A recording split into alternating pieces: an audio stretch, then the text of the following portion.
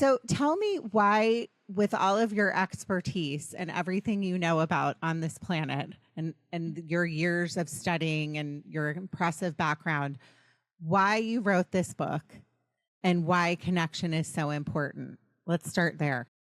Let's start there. Wow, that's a big one. It's very open-ended, so take your time. It is. So it's a book I've wanted to write for a long time. It's been on my mind, but COVID really made me realise that it was time I really had to do it because of the issues that were going on with COVID. But it was prior to that we were already moving in that direction, which I thought was really sad, which is isolation. We've become more isolated now than we ever have been in the past. We're becoming less intelligent now than we ever have in the past. So for the first time in our history, we're de-evolving. We're actually getting more. We're getting less intelligent than we were 10 years ago today, which is really, really scary. We also have less working memory than we've ever had before, and we have a lot of degenerative diseases and developmental diseases in society now, and all of that can be linked to devices. And so devices are pulling us apart. Devices are increasing the likelihood of you having ADHD. They're increasing the likelihood of you having autism. They're increasing the likelihood of you having Alzheimer's disease when you get older and dementia when you get older. Early onset Alzheimer's has increased dramatically recently. We're less productive than we've ever been. So productivity has actually gone down in the last 15 years compared to 20 years ago. We have access to less information than we ever have in the past. So one of these big arguments is that information, the internet gives us access to the world, and it actually gives us access to less information than we've ever had previously because of the algorithms that run in the background that bias the information that we get. So we now find that people actually can't get information that they used to be able to get because they don't go to a library and just look something up, or go to a thesaurus or whatever and look something up. They do it on the internet, and Google or whatever platform they're using will bias information to what they've looked at before. So we have access to less information. So then when COVID hit and everyone was getting locked down and we were all isolated from everyone, I just went, this is going to be really bad for everybody. And of course, I also, because I shifted my first year degree at the university to online, and so I was at home. So I just sat down and wrote the book, and thought it was about time I had to write the book, which I did in about 3 months, which was really good. So it was obviously in my head. I just had to get it out.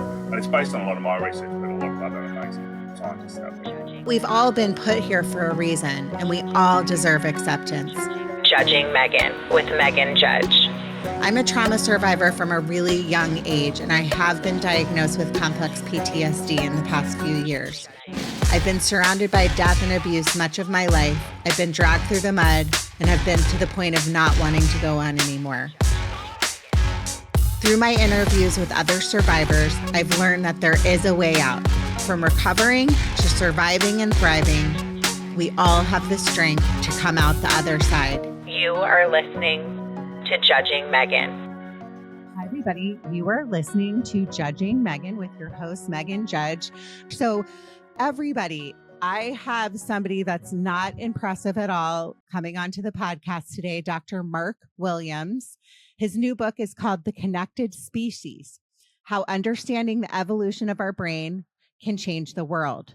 He is also a professor of cognitive neuroscience with experience at both MIT and a university in Australia, and all around smart person that makes me feel bad about myself. So welcome to the podcast. Do you go by Dr. Mark, or what should I call you? I want to be giving you your fair due. Mark's fine. Okay. And are you, and please don't get mad at me. I should have asked this before. This is a touchy one. And I'm scared you might not like me after this. Are you Australian, or are you? I am Australian. Okay. I wasn't even going to say the NZ word. Okay. Okay. 100% okay. Australian. Okay. Got it. Do you not like me now because I asked that question and it's extremely... No. It's okay. like in the US, it's okay to ask an American if they're Canadian, but you can't ask a Canadian if they're American. So you can ask an Australian if they're New Zealand, but you can't ask a New Zealand person if they're Australian. So Australians won't mind. I've had a lot of I have a lot of Australian listeners for some reason. I love Australia. We have a dear friend of ours that's Australian, and and I've had some Kiwis on as well. So I feel like the Kiwis have gotten more mad at me about that question than the Australians. Do you want to They touch always on do. that? Yeah, they get very upset about the fact that they get mistaken as Australian all the time. I think because we're the Okay. big neighbour. Not that we're that big, but we're bigger than them. So yeah, they do get very upset, and they get upset because we keep taking all of their talent. So yeah, that's always a bit of a Got it. controversial thing. Whereas Got it. Australians don't care. But people in America, we love Canada, especially me. I always joke, I'm like, I'm ready to move there. And I don't think they really want us there because we're kind of a hot mess right now. I love you, United States, but we've got some work to do. Let's be real. Okay, so let me start with the following. When I saw a little video, you applied on my website to be on the show. I was honored to have somebody so smart come on and talk about their book, but also talk about something that I think is so important. And I always love getting to the bottom of our brains and how our brains work, and connection. Connection is huge. And I talk a lot about connection and, why things happen, and depression, and I hate to bring in dark things, but suicide and all the things that we're dealing, like today, I just heard, I don't know if for sure, but we lost Sinead O'Connor. We have the highest, I talk a lot about this, a lot. I mean, many of my podcasts are about suicide prevention, and changing what's happening in our world right now, because we really have so many people that we're losing at the highest rates ever. So could you, before we start and get into your book and the whole thing about connection, do you mind touching on that? Because I know that you must know a lot about it. Yeah, in actual fact, I know a lot about it from a personal point of view. It's always funny when people call me smart, because when I was 16, my principal told me and my father that I would be dead or in prison by the time I was 25, which was a bit of a shock. I had multiple friends commit suicide both during my high school years and early 20s, and I wasn't academic at all. I thought I was quite dumb all through my childhood period, because my mother had, well, not because, but my mother had a mental illness, and I grew up in a very small country town, which is pretty rough. And back then here in Australia, they had corporal punishment in schools, so to avoid getting the strap or the cane, me and my friends used to go down the lake and fish and smoke pot. So I never saw myself as smart until I was 25, and two of my friends had drug overdoses, and I went back to school at that stage. And there was actually, and again, it goes to connection, right? There was a physics teacher there that saw something in me. And I think because I was a mature age student and most of the people there were younger, that he saw something in me and convinced me that I was smart enough to go to university, to do an undergraduate degree, which I never even thought about. And so I did, because of him. And it completely changed my life. I mean, I went on from there to do a PhD in medicine, and then I got a job at MIT, and which just, opened my world up. But it was because of that connection, right? Because of that person who actually said something to me. But at the same time, it was due to that connection to begin with that I fell apart for a long period of time, because, my principal said something to me that wasn't very nice. But also because no one really believed in me before that. And so I never had that drive or that belief in myself, because I didn't have that connection with anyone that actually believed that I could actually do that.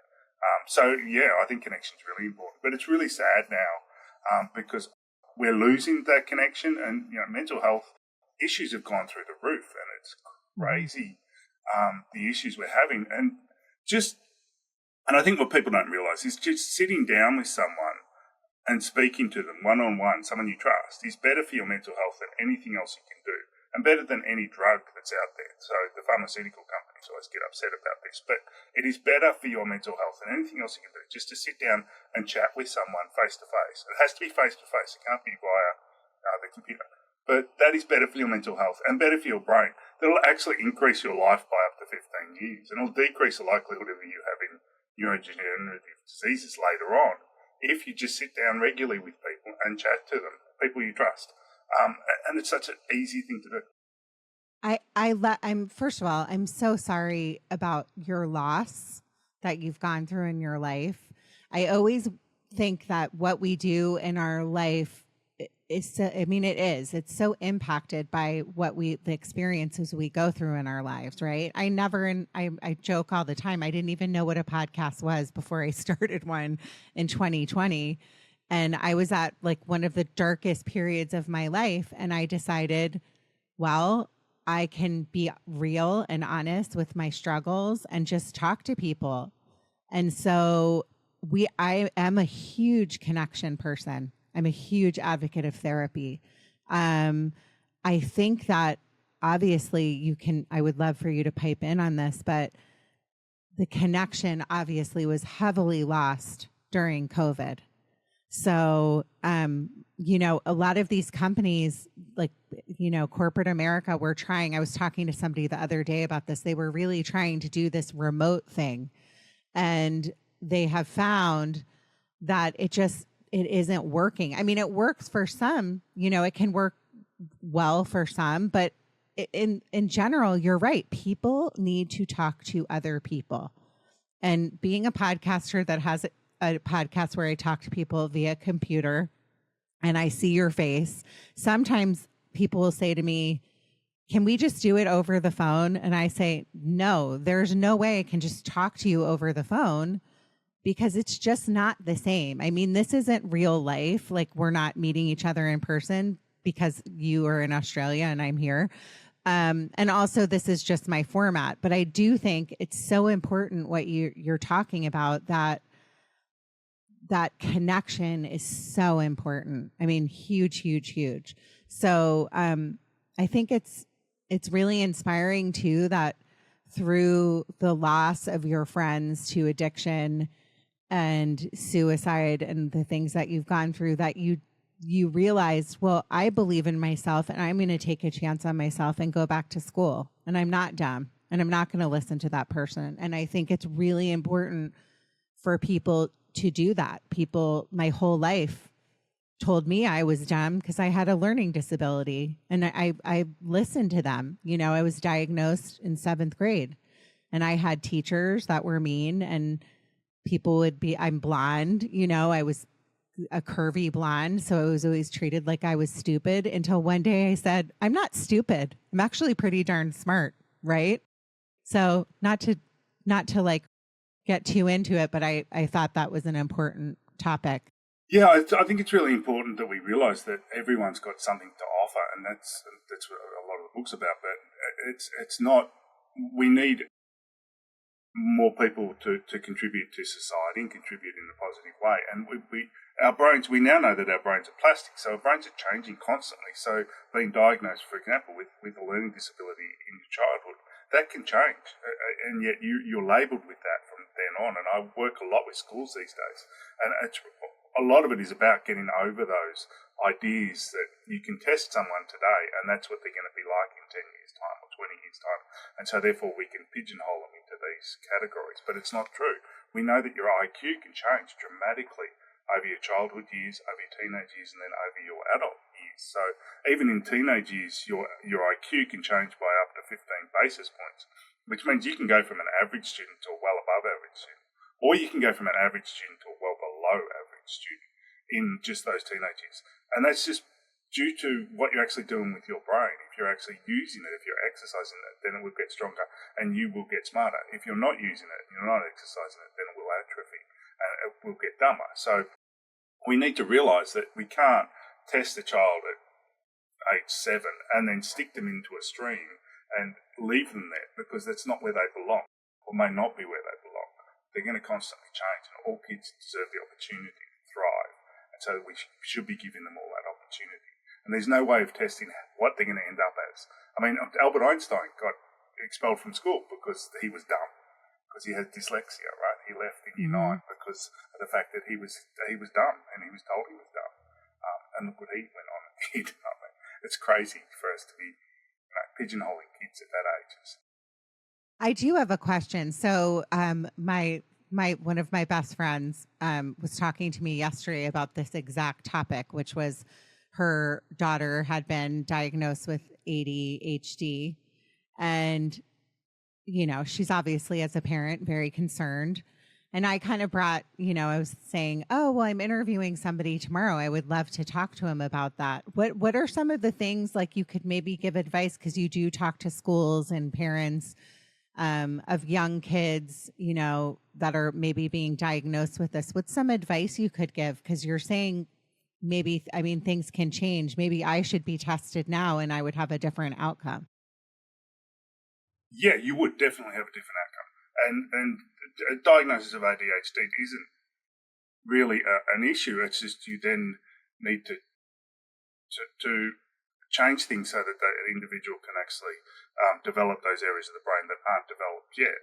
And so attention deficit disorder is a problem with attention. So by training that attention network, they will actually get better at that and they'll actually be able to thrive. So with kids with ADHD, when I work with schools, I usually get them to do things like, there's a Pomodoro technique, which has been shown to be the best way to actually increase your attentional network and increase your ability to attend. And so that's just, you give them a timer and they sit down and try and concentrate for a certain amount of time. And you start really easy, a minute or 2 minutes at a time, and then you slowly increase that amount of time that they've got to focus on one thing. But the really important thing is to get rid of all the distractions.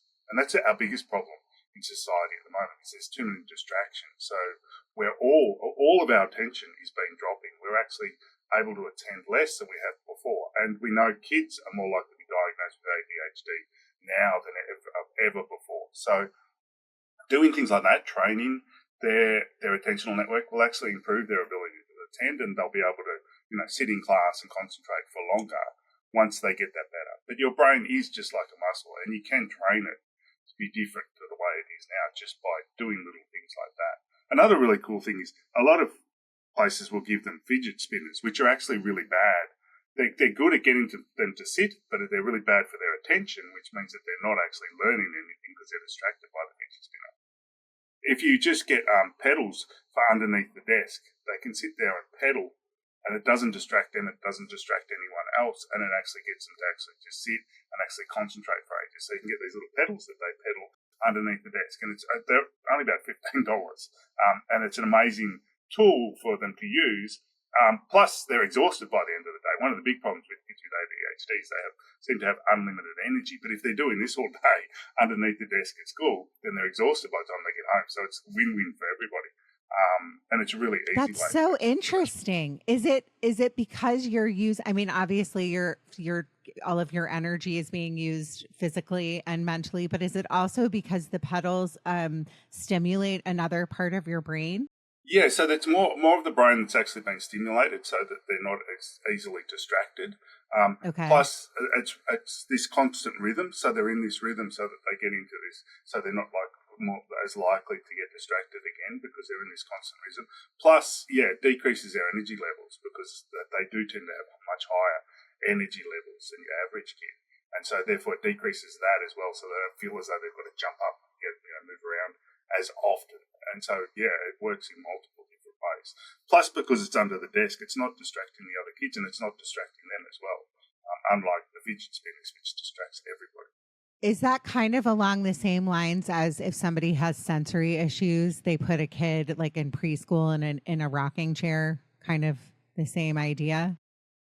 Yeah, very similar to that. So okay. it helps with that, but it's under the desk, so it's not actually interrupted. That is so interesting. Okay, I'm being very selfish and asking you questions that I'm like, well, let me ask you about things that I want to know for myself. But I want to talk about connection, and I want to talk about your book and so the book's going to be coming out, I believe, in August. Am I wrong on that?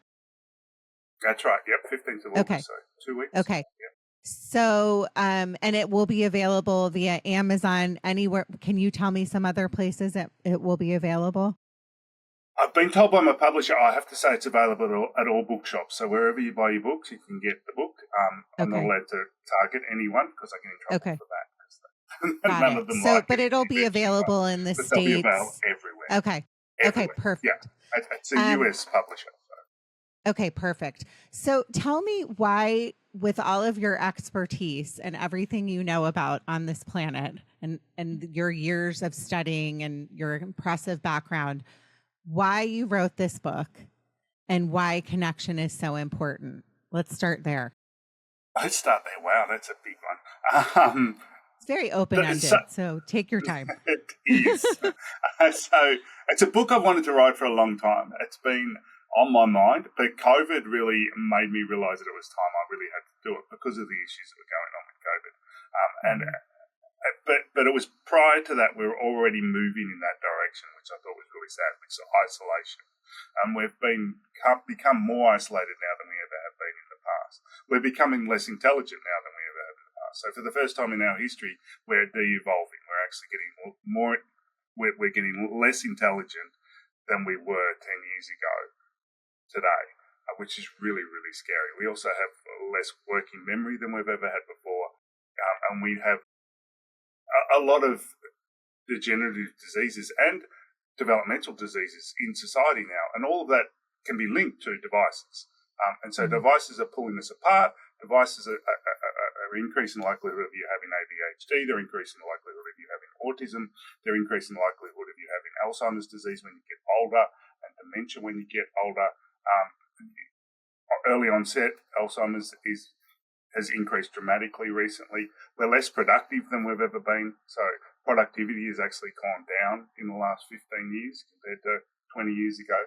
We have access to less information than we ever have in the past. So one of these big arguments is that information, the internet gives us access to the world and gives us access. It actually gives us access to less information than we've ever had previously because of the algorithms that run in the background that bias the information that we get. So we now find that people actually can't get information that they used to be able to get because they don't go to a library and just look something up, or go to a thesaurus or whatever and look something up.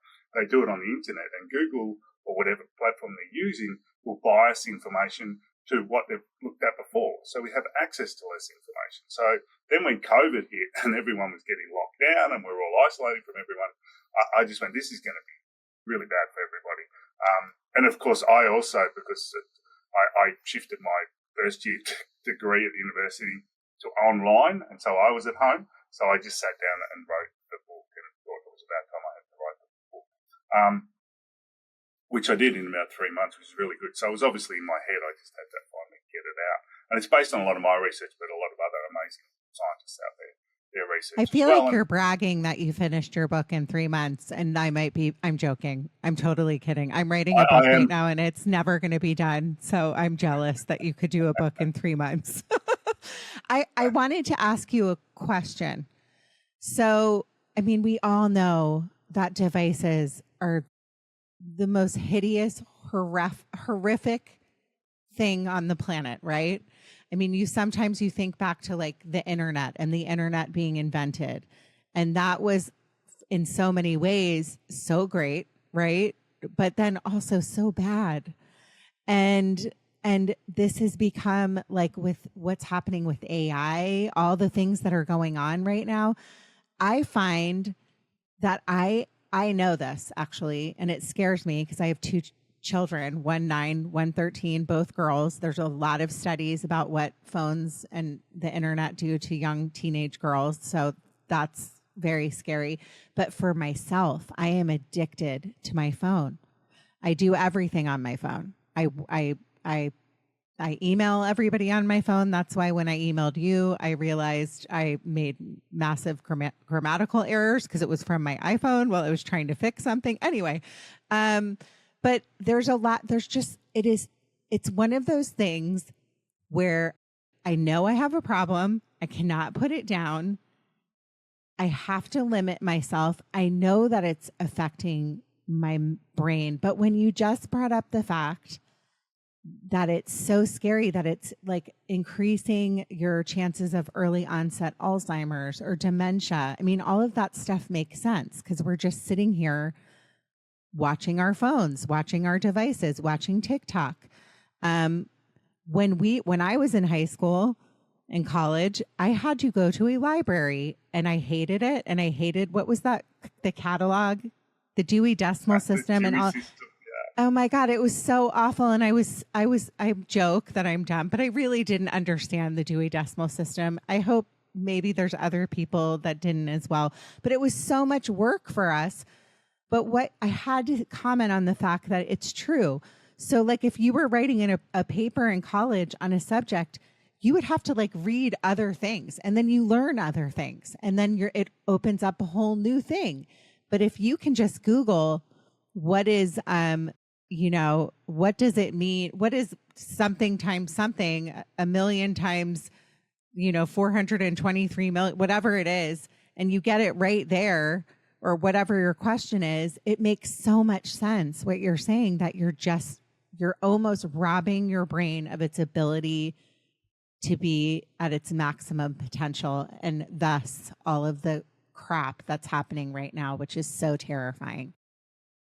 Yeah, and it's designed that way, right? But the actual devices themselves aren't addictive. The actual devices themselves are fantastic, and there's some great opportunities for us to be more productive and more connected and more social and all these things with these devices. But the way they're set up by technology companies means that they're addictive, because they set them up to be addictive, because they want eyes on screens, and that's how they make their money, is eyes on screens, and to get you addicted. And the more addicted you are, the better off you are. And what really frustrates me is when TV first came out, advertisers started using subliminal advertising. And subliminal advertising was where they flashed things up really quickly so you didn't know it was there, but it would actually impact on your behaviour. And the government straight away, within about 3 months, said, hang on, this is really bad because this is impacting on people's behaviour and they don't know it, so we're going to stop it. And they banned it straight away. Yet the algorithms and all the stuff they're doing in the background by these tech companies to get us addicted are far worse and far more manipulative than that. And yet governments do nothing to actually stop it and have done nothing to stop it. So we need to actually stop those things. Those algorithms that run in the background are getting us addicted and are impacting on our mental health and our physical health. And they're impacting on the development of our kids, which is really, really bad.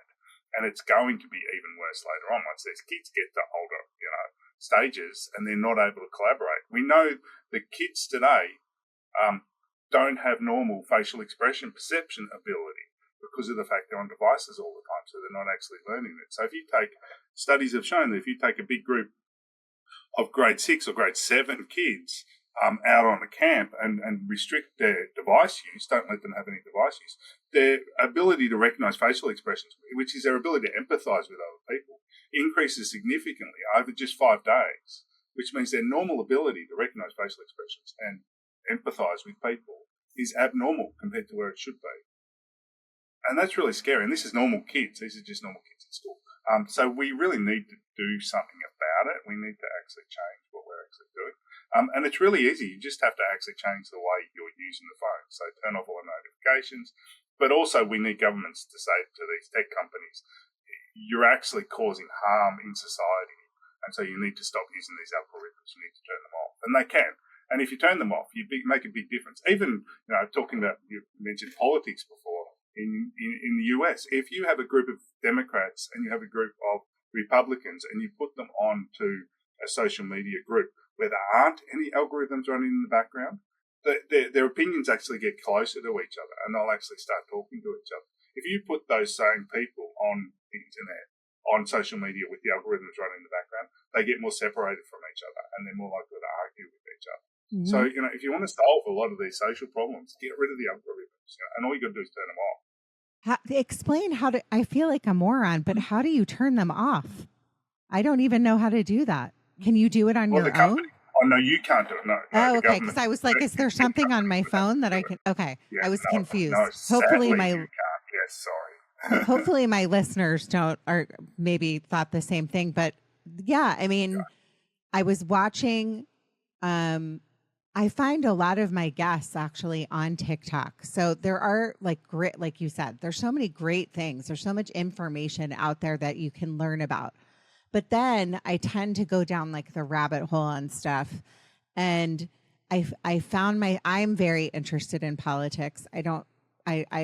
It's a very scary time, but I agree with what you're saying. It's like you're being fed all this misinformation. Like if we could just kind of meet in the middle.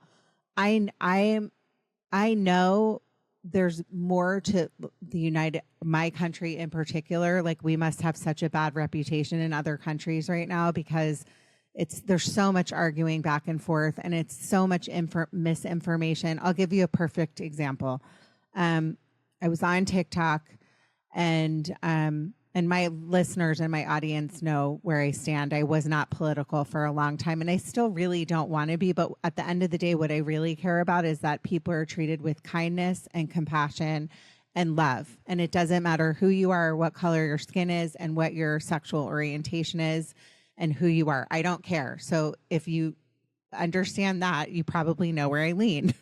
And there was a video with Kamala Harris, okay? And she was doing some speech, and she literally looked like she was trashed, okay? So she was drunk in the speech.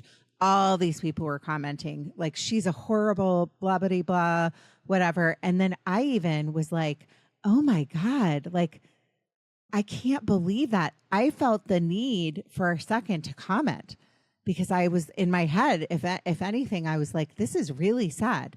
Then I started researching it because I was like, this can't be real. And I come to find out that it was AI. So along the lines of what you're saying and what this beast is kind of like, this massive ball that's falling down the hill, it's just getting scarier and scarier. And so people not everybody was going to do what I did and research it to find out that it was fake, right? I know that was a mouthful. That's a big problem with it, is you can't trust anything that is actually online, which is why we've got to get out and actually spend more time with each other. Because if you meet someone at a cafe, you can see whether or not they're a 14-year-old girl or a 90-year-old guy from New Jersey, right? Yeah. But you don't know when you're online who they actually are, because you can make up anything you want and you can be whoever you want. And now with AI, you can generate these videos of people saying things that aren't even true. In the past, it was all based on just photographs, and people use fake photographs or old photographs or photographs that have been changed. But now we can do it with video as well, which makes it even more scary, and there's no way of knowing who you're actually talking to. And so we need to actually get together and actually just socialise with each other, because then it's safer, right? Because then you actually know who the person is. I find it funny because a lot of people are really protective of their kids and their teenagers, and are like, oh, I wouldn't let them go down to the mall alone, or I wouldn't let them do this alone, but they'll let them sit in their bedrooms on their phones alone, and that is far, far scarier and far, far more dangerous than going down to the mall, because there you've got predators who are there 24/7 trying to manipulate people. You've got people extorting people, and you've got people pretending that they're other people, and you've got bullies and all the rest of it. So I think we need a real shift and realise that it's much safer in your local community than it is online. Well, that's terrifying, because as we speak, it's summer and my oldest is downstairs on her phone on TikTok. It's very hard to limit it. I would love your advice, or we're talking about these notifications. Like, how do we get involved to make changes? It just seems like such a giant task to take over, what's some advice you can give?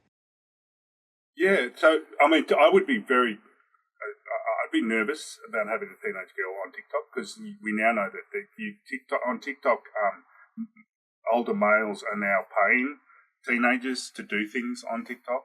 So older males can we monitor. We're like pretty strict with it. Yeah, we turn it off. Like, we have time limits. She has parental controls on there. But like you said, it's really hard to she's smart.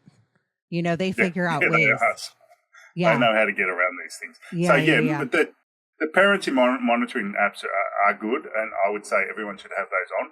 But you've got to do it as a family. So I have a teenage daughter as well, and we all have those monitoring apps on all of our devices. And then once a week, we all just chat about what we've actually been doing on the devices, so we can all talk about it. And she actually chastises me more than I chastise her, which is great, because then she tries to beat me, right? She tries to actually be on the devices less than I am, which is great, because we have a little competition going as to who can actually do that. And I'm working in my own business now, so I spend a lot of time on the devices. So it's hard for me to actually beat her. But that's good because there's a competition and she tries to outperform me. So that's a good way to do it, and do it as a family, because what is the kids do what we do, competition? right? Is it like after, like, you put your phones in a bowl and eat dinner together, or like there's hours? Like, what can you talk about? So the what competition exactly is the number. Yeah. So the health apps that you can put, or the protection apps that you can put on there, most of the phones now have them. Will tell you how many hours each week you're spending on TikTok, or you're spending on Facebook, or you're spending on LinkedIn, and all those things. And so the competition is to have the least number of hours on a device during the week, between me and her, which is a great competition to have, because that means we're both spending more time with people. Okay, well, that's a good idea. I'm going to try that. When it comes to your connecting with people and the book, can you tell me a little bit more about, I mean, obviously the device thing is just, it's terrifying. And I, like you said, it's going to get worse. But I think when you bring up like the long-term things that are going to come of this, maybe people will wake up a little bit. I know for myself, when you said that, I have dementia and Alzheimer's on both sides. And that's a very scary thing that nobody wants. So what are some ways that, putting down your devices is one, but what are some ways that you tell people that we need to do a better job of connecting? Yeah, so we became the connected species because we're more connected than any other species in the world, because we're not the fastest or the strongest, or we don't have the biggest brain of all the species out there. And yet we still become the alpha, right? We're everywhere around the world because we connect across groups. So you have bees, which have amazing beehives with all the bees doing different jobs and all the rest of it. But one beehive would never say to another beehive, hey, we have extra honey, would you like some this week? And then you can give us next week. We do that, and we're the only species that actually does that. But to enable us to do that, we evolved a significantly large brain. And most of our brain is actually dedicated to socializing, which means that actually just sitting down and chatting, to socialize, to actually sit down and chat with someone, activates more of your brain than anything else you can do. So we know that your brain stays healthy, and we know that your brain gets better the more you exercise it, the more you exercise your brain. So the best way to exercise your brain is actually to sit down with someone and chat with them, because that activates more of your brain than anything you can do. So to be healthy, to have a healthy brain, all you've got to do is sit down and chat with someone face to face. But you've got to do it face to face, because there's a lot of stuff that you miss out on when you're online. So when we chat face to face, the first thing we do is always touch the other person, touch them appropriately. And all societies have ways of actually touching, which is appropriate. So in Stoic societies like the US and here, we shake hands, whereas in Europe, they kiss each other. Even the Inuits will actually rub noses, because it's the only part of their body that's actually showing. And that's because we have C fibers that have evolved on our skin, which are only there for touch, and they're not there for anything else. And those C fibers activate when we touch each other, and they release oxytocin. And oxytocin is a neurochemical in our brain that makes us more likely to connect with the other person, more trusting of the other person, and more open to actually have real conversations with the other person. So we need to actually be face-to-face to be able to do that, to touch. And that's, of course, why politicians go out and touch, shake hands. I don't like that, though. That's weird. Because it makes them more likely. I'm joking. But honestly, that's great news for me, because I love to chat. It's my favorite thing. I think I was like when we went backwards and we talk about like gifts we're given in life, mine since a young age was the gift of chatter. I know that's shocking, Dr. Mark, but it is. I love it. And it's fantastic. It's so important for us. And just organising on a regular basis to actually meet up with someone that you're connected with, that you actually feel connected with and you trust, on a regular basis, a few times a week for half an hour, can increase your life by up to 15 years. And that's all you've got to do. I mean, it's pretty easy. But we know that because solitary confinement in prisons is a horrific punishment because of the fact that you're not with other people, right? We actually do it in schools. We used to chuck kids out of class, or we used to make them sit in the corner facing the wall. Why do we do that? I remember I was isolated. Yeah. Yeah, I was there always, constantly. But it isolates you, and it's a punishment, right? And actually being lonely is really bad for not only your mental health, but it's also bad for your physical health. It causes heart disease. It causes neurovascular diseases and so on. Just being lonely, not having people around you that you actually trust and like. And so us now being lonely, actually isolating ourselves, is actually punishing ourselves. And I don't really understand why we're doing that. And so we need to, spend more time with each other and less time by ourselves. What if somebody is not like you or I, and they're introverts and they do not like to talk to other people or chat or sit with people? What are some things you can tell somebody to do if they're like that? Introversion versus extroversion is actually nonsense. Like the whole personality thing is really nonsense. We're all very different people and we have very different experiences, and your brain actually changes based on your experiences. So introversion is just the fact that you haven't experienced a lot of socialization, and so by experiencing socialization, actually doing it means that your brain will actually change and you'll actually like that more. And so you need to actually do it. And that's why COVID was so bad for us, because we turned around to people and said, you've got to isolate, you've got to be by yourself, you've got to, stay at home and all the rest of it. And so people did that, and their brains then adapted to that. And so your brain will adapt to whatever situation you do a lot, whatever you're experiencing a lot. Your brain adapted to being isolated. And then all of a sudden we said, okay, now we don't have to isolate. So people then didn't want to come out and socialise again because their brain had got used to or changed in a way which meant that they wanted to spend more time alone rather than spending time with people. But the problem is spending time alone causes social anxiety and causes depression. And so therefore it's really bad for you. But then you have trouble actually then socialising because of the fact that your brain has changed and it no longer wants you to actually socialise and spend time with people. But you need to do it. And of course, in the old days, we didn't have any choice, right? You had to actually socialise with people because there was no internet, there was no opportunity to do hybrid learning, all those sorts of things. So those people would have, in the old days, gone out and had to socialise because they would need to feed themselves and they'd need to work and do all these things. And so then their brains would readapt and they'd be used to it again and it would be okay. But there is those personality traits that people talk about are complete nonsense. They're based on huge group data, which is talking about, what biases in how we feel, but there's no such thing as a real introvert or a real extrovert, for example. I also think it goes back to what we were talking about in the beginning, like putting labels, like VDD, woe is me. And it's learning to live with it, I just find that really fascinating. Just so we can be transparent, everybody.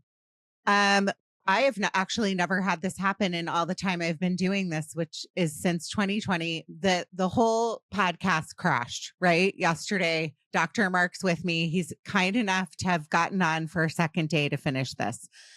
It looks like we saved everything thus far, but what happened was we kind of just ended where we ended. And I really loved having this conversation with you. I call you Dr. Mark. It's weird. I should probably call you Mark or Dr. Williams, but that's what I'm going to call you because I like it.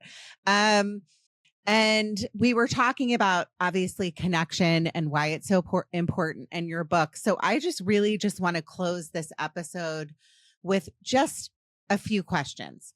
So is there anything that you can share about your research that you've done on this book that's the most important thing? I know that we talked a lot about connection in general and why it's so important, but is there anything that you think that you have left out? And I'm testing your brain right now and seeing if we're actually connecting and if you can remember how we connected yesterday. That's awesome. And I love the Dr. Mark too. I might have to use that. I'll have to. I like Dr. Mark. You whenever I do. Yeah. Oh, I love it. Thank you. Helps my ego. There we go. Thank you for that one. So one of the things we didn't talk about is our face perception ability. So how we actually perceive faces, which actually impacts the way we actually interact with people. So we have a face template, which because we have to remember and know so many people because we've got such complex connections now, we have a face template, which is basically the way it does it is it's the average of the faces that we see a lot. And so it therefore can detect the faces that we see a lot. And that evolved that way because we're originally in groups which were all of basically our family or related people. And so they're all very similar to each other. So it had to have a template which would detect those very similar faces from each other, and detect who was in your family, who's not in your family. If it deviates a long way from your face template, which is the average of all the faces you see, then it sets off a fight or flight response. It sets off this automatic response, which increases your heart rate, increases the amount of blood going to your muscles, and increases your awareness of what's around you and gets you into a state of either fighting or flying from that individual, which means that people who have a really narrow face template are more likely to have that bodily response whenever they see a face which is outside of what they normally see. So in places like Japan, which is, according to the UN, is the most racist country in the world. That's the UN, that's not me. Oh my God. Are you serious? I've never heard that. Yeah. Wow. And it's okay. because the faces they see are all homogeneous, right? They only see other Japanese faces, really, because the society is very Japanese. And in the media, they only see Japanese faces. But if you go to a country which is more diverse, where there's lots of different races, then the racism is less because of the fact that they don't get this automatic fight or flight response. And if you show children when they're toddlers and growing up, lots and lots and lots of different faces from lots and lots of different races, then they don't get this automatic response to different races. And you can do that also with adults. So if you show adults lots and lots and lots of different faces from lots and lots of different races, they also don't get this automatic response. So it's an automatic response that we have no control over. And it's simply based on our experience, how many faces we've seen, who we socialise with regularly. So if we socialise with a lot broader category of people, lots and lots of different people from lots and lots of different races, we're not going to have that automatic response, which is going to curb a lot of that anxiety that we have around people who aren't like us, if we're actually hanging out with people who aren't like us. I love this. This is amazing and makes so much sense, because if you go back to like the old movies, for example, they talk a lot about this. If in America, like if you were watching movies from like the 30s and 40s, the black man is always villainized, right? So then it teaches racism, and then it teaches generational racism. So this all makes so much sense. And it's really an interesting thing to think about. To piggyback on that, if somebody is, and this could be just totally off topic because I tend to do that, but if somebody is really good with recognizing faces. So for me, I will never forget a face. I'm really, really good with remembering faces. I am horrific with remembering names. And I had a long sales career, and I used to have to write people's names in my hand or on the palm of my hand before I went in. But I can remember faces from like kindergarten. Is that linked somehow, or is that just totally separate? There is a strong. So I did a big study with Brad Duchesne, who's at Dartmouth University. We did a big study many years ago where we looked at the genetic component of face perception, because we know there's these people who are super face recognizers, are amazing at face, and then there's people who are really, really poor at recognizing faces. And so we wanted to look at whether or not there's a genetic component as well. And there actually, it does seem to be, I think it was about 30% of our ability to recognize faces is actually genetic, comes from our genetic. And we did that with twin study, where we had a whole bunch of twins that either grew up together or didn't grow up together, and also twins who were monozygotic versus dizygotic, so they were either identical or not identical, and looked at their ability to recognize faces. And so there is a big genetic, there is a genetic component to it, but then it's probably also experience as well, as you were talking about yesterday. you in our actually last day socialize of a lot. podcasting. Yeah. I'll be honest, it was yesterday. We have a radio show now, Dr. Mark and Meghan. I love it. Go on. Yeah, that's awesome. So you're a very social person, and so you'll hang out with people a lot, and so that also would have contributed to it, because we our brains change, and so your brain has changed to actually really want to recognise everybody that you're socialising with. So it would be a mixture of those two things, and it always is really a mixture of those two things. We always fight over whether it's genetics or whether or not it's learning, but it's usually both. That's so interesting. I mean, honestly, I feel like I was robbed and my audience was robbed because there's so many things that I could ask you. And I really am excited to read the book when it comes out. And I really hope that my audience learned a thing or two. I know that I now can talk to somebody that's taught at MIT and I actually don't feel so dumb. So that makes me kind of feel better. Um, Dr. Mark, I loved having you on today. If there's anything I left out that you want to talk about, go for it. We have time. But I would really love for my audience to know where they can find you if they want to follow you on social media or your website. So can you give my listeners all of that information? Yeah, the best place to find me is my website, which is drmarkwilliams.com, so dr and then markwilliams.com. You can sign up to my newsletter, which is just a monthly free newsletter that I send out, which has recent research and books to read and all that sort of stuff, which is fun, just to keep in touch with me. On there, there's lots of links and everything else, and links to my Facebook page and all those things. So everything's on there, so that's probably the easiest place to go. Or just email me at drmark@drmarkwilliams.com. And repeat the name of the book for my listeners as well, because I think it's so interesting. I can't wait to read it. It's The Connected Species, How the Evolution of the Brain Can Change the World. So it's a big title. Hopefully we'll... No, but I love it. And I think it's catchy. And I mean, it makes so much sense. Everything that you've said the past 2 days makes so much sense. I mean, connection is key, everybody. That's the best thing you can do is sit down and talk to somebody. And I had a long discussion with my daughter this morning after talking to you yesterday about how we need to check in more on the devices, because I was really I already knew all of that, not all of the information you shared, but just how terrifying it is for our kids and where we're heading in the future. It's so important that we monitor our young girls and boys and what they're doing on social media.